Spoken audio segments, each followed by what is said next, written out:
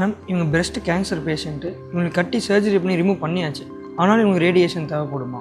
ஆமாம், breast கேன்சரில் surgery remove பண்ணாலும் அந்த கேன்சர் திருப்பி வராமல் இருக்கிறதுக்காக நம்ம ரேடியேஷன் தெரப்பி கொடுக்குறோம்.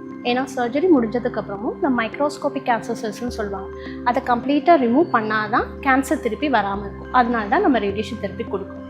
ஸோ பிரஸ்ட் கேன்சரில் பார்த்தோன்னா சர்ஜரிஸ் 2 வகையாக செய்கிறோம். ஒன்று அந்த கேன்சர் கட்டி மட்டும் ரிமூவ் பண்ணுறோம், இன்னொன்று த ஹோல் பிரஸ்ட், அந்த முழு மார்பகத்தையும் ரிமூவ் பண்ணுறோம்.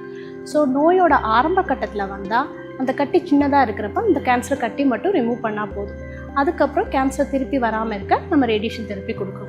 அதே சமயம் அந்த ஹோல் பிரஸ்ட் ரிமூவ் பண்ணியிருக்கிறப்ப அந்த மார்பக கட்டியோட தன்மையை பொறுத்து நம்ம டிசைட் பண்ணுறோம் ரேடியேஷன் தெரப்பி கொடுக்கணுமா வேண்டாமா.